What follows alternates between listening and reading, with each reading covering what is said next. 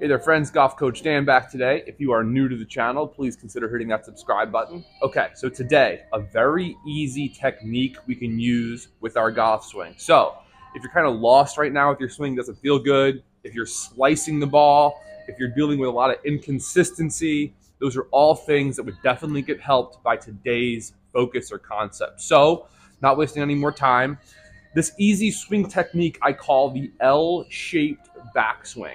What that would mean is we're trying to create more or less this L shape between our lead arm, that's my left arm as a right-handed golfer, and the club's shaft at the top of the backswing. So two basic pieces of that would be a really flat left arm, which when you keep your arm flatter versus up, right, and down here, that's definitely going to create the need for a sufficient amount or a decent amount of body rotation. A lot of golfers sort of fool themselves in thinking that they're turned just because they lift their arms up to the top and get to that sort of like parallel or full backswing position with the club shaft.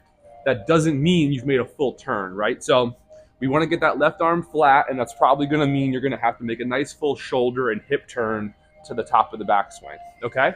Now the next piece would be what we might call the pitch or the angle of the shaft. So we want the lead arm flat, but the shaft upright, okay?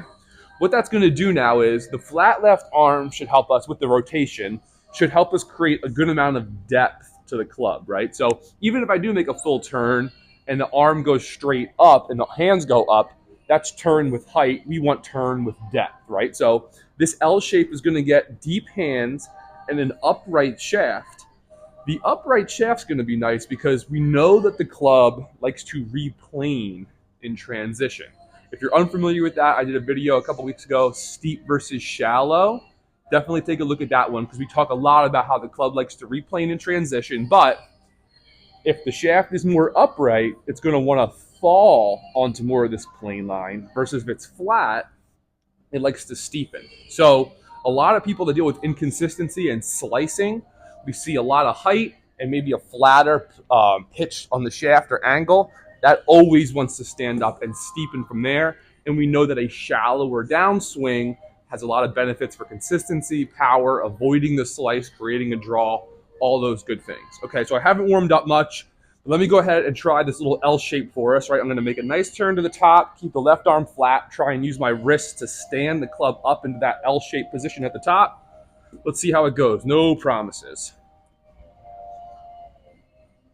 That one worked out actually really nicely. So that's simple, I'd say. Try and get that left arm flat, the club upright. The only thing that could foul us up from here is if the face is too open. So at that point, we would want to explore maybe a stronger grip, lead hand on top, trail hand underneath. Too much of that will start hooking the ball, but you can take some time to find the balance, okay? So any questions, that's what the comment section's for. Again, please consider subscribing, and I'll see you next time.